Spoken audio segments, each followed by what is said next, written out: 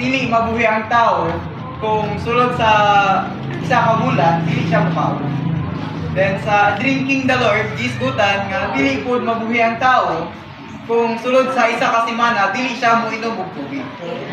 Then karon mga igsoon, isgutan nato nga ang tao dili siya mabuhi kung tulo ka minuto siguro mag-utom.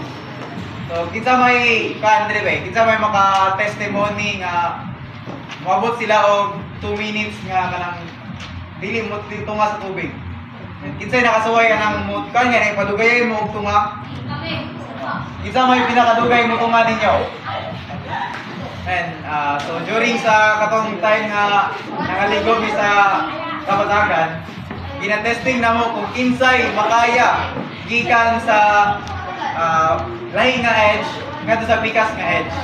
Pero walay maka-dare na mo mga igsoon nga gikan sa edge, padulong sa edge, din mo balik pag sa pikas. So makita na to mga igsoon, kita nga mga tao, limitado ang atong pagginawa. I mean, dili na to makaya nga hangtod sa hangtod, dili na mo ginawa. Tingali mo kaya na to na, pero hangtod sa hangtod, dili na po na makitaan mga igsoon. So makita na to nga isip mga tao, importante alang na to nga muginhawa mga igsoon.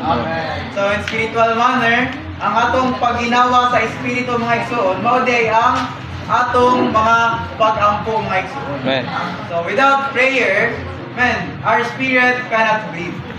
Kung wala yung mga pag-ampo, masuffocate ang atong espiritu mga igsoon. So ang pangutan na karon, unsa man kadugay nagutong-utong ang atong espiritu mga igsoon.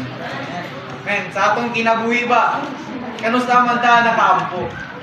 Pila man ta ka minutes, pila man ta ka hours makaampo mga igsoon.